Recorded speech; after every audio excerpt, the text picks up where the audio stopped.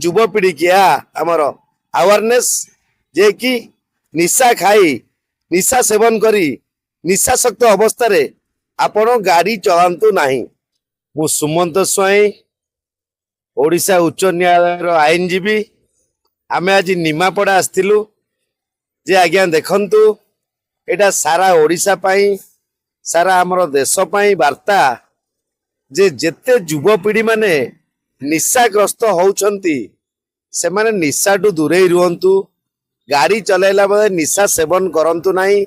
आ ता सहित जो बापा माँ माने केते कष्टरे दुखरे परिश्रम करी पिला मानंकु लालन पालन करी बढ़ेइचंती तांकु किछि दी अक्षर पाठ पढ़ेइचंती तांकु गोटे गाड़ी किनी देइचंती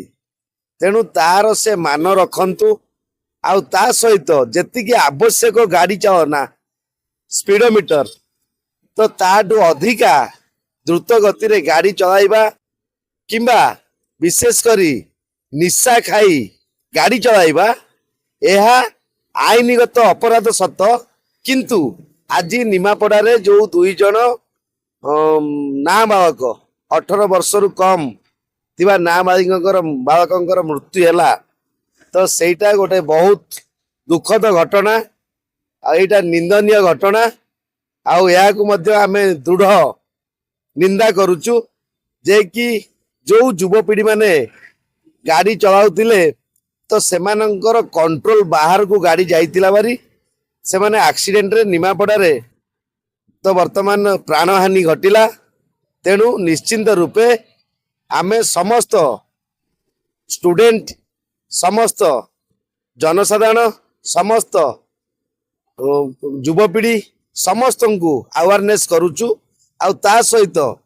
बापा माँ को मध्य जनाउचु सारा समाज रो पिता माता को जे आपण माने निश्चिंत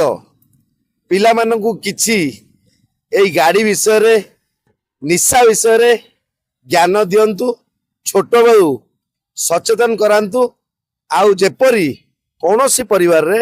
एई भली दुखद घटना न घटू किंबा अकाल रे प्राणहानि न घटू किंबा कौनसी बापा माँ को खाली न हो।